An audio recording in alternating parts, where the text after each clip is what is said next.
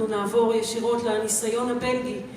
חברה מורכבת, מסובכת, שנראית אולי מפה שלווה, רגועה ונטולת קונפליקטים, אבל בחיי היום-יום מתמודדת עם אתגרים רב-תרבותיים קשים ומורכבים, החל משפה וכלה בכל תעסוקה, חינוך, וכל דבר אחר שאנחנו נתקלים בו, ונשמע מהניסיון שלו.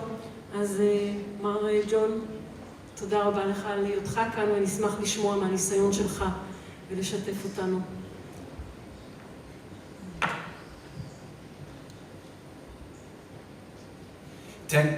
Thank you very much, and first of all, shalom and salam alaikum to all of you. Thank you.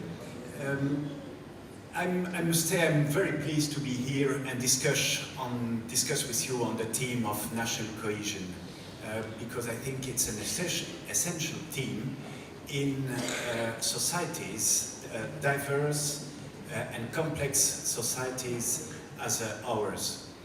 I will try to explain you how, even if the contexts are very different, there are some similarities between the Israeli and the Belgian societies, and I will try to explain to you how we are attempting to respond to the challenges that we are facing.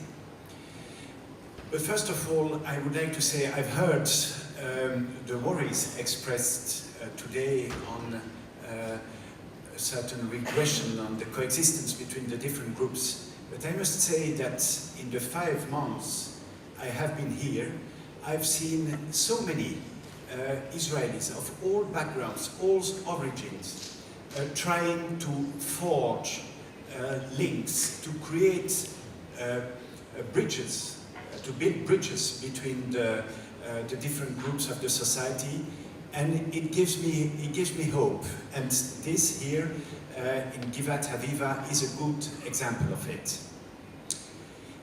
Allow me first to introduce Belgium in a nutshell. It's a country of 10 million inhabitants, made up of 60% Flemish people who speak Dutch, and 40% of French-speaking people. The capital of the country, Brussels, is bilingual, with a large majority of French-speaking people, but used to be a Flemish city or a Dutch-speaking city. It's also a capital, a city now, which is one of the most multicultural city in the world. The different groups of the populations throughout the century have intermingled a lot. So it's no one in the country can say I'm totally French-speaking, totally Flemish. There is a big mix. A few features on the history of Belgium.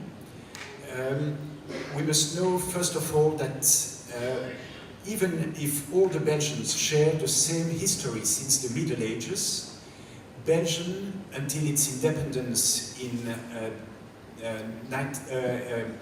the 19th century, 1830, has always been governed from outside by virtue of the different successions, dynastic successions, or international agreements. So it means that the populations has always developed a certain sense of distance, you can say it like that, towards the national authority. Even today, the level of power which is the closest to the people in Belgium is the municipality. Another feature in our history is that that Belgium has always been a country of transit.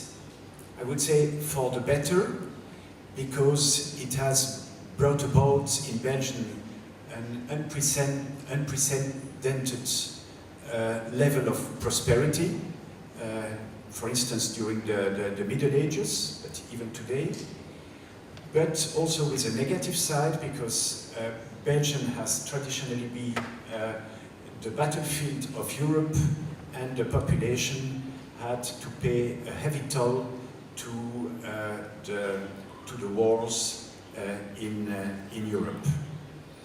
We are independent since 1830, and since that time the major developments in the country were the further industrialization of the country, first based on steel and coal mining, but now developed on services and high techs and so on.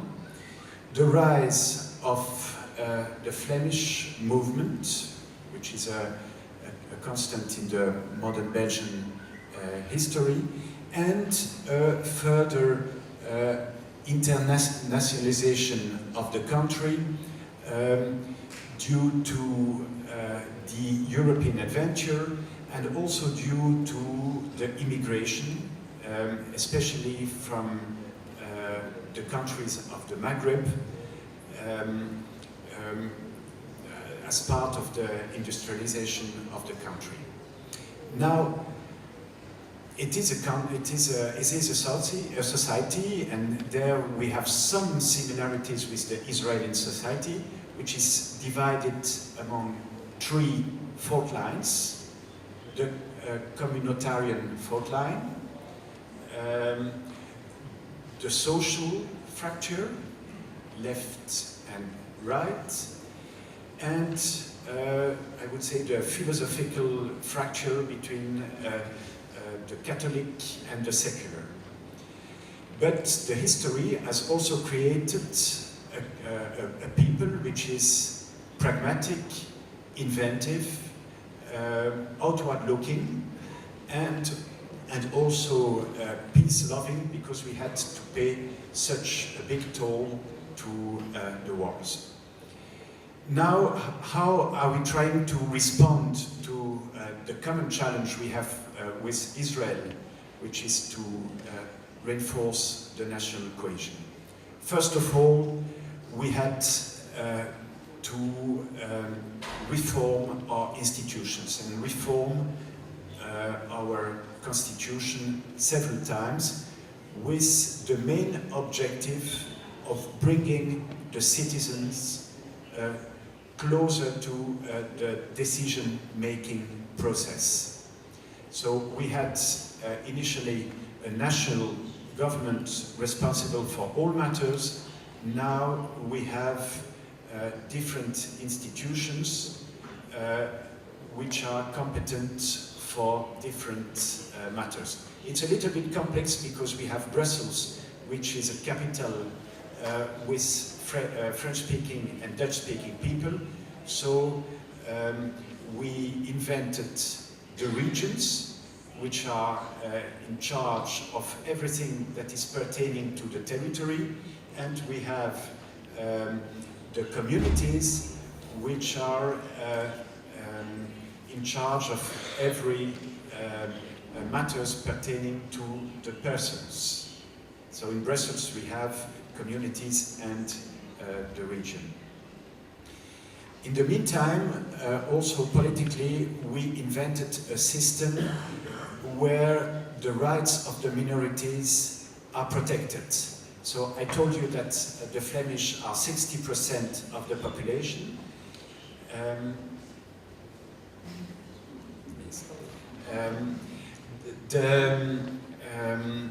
So they only have 50% of I would say the rights politically and in the administration. Do you have, excuse me, but do you have any program that initiative for getting out to work in high tech and in more progress jobs in the lower classes from the lower minority?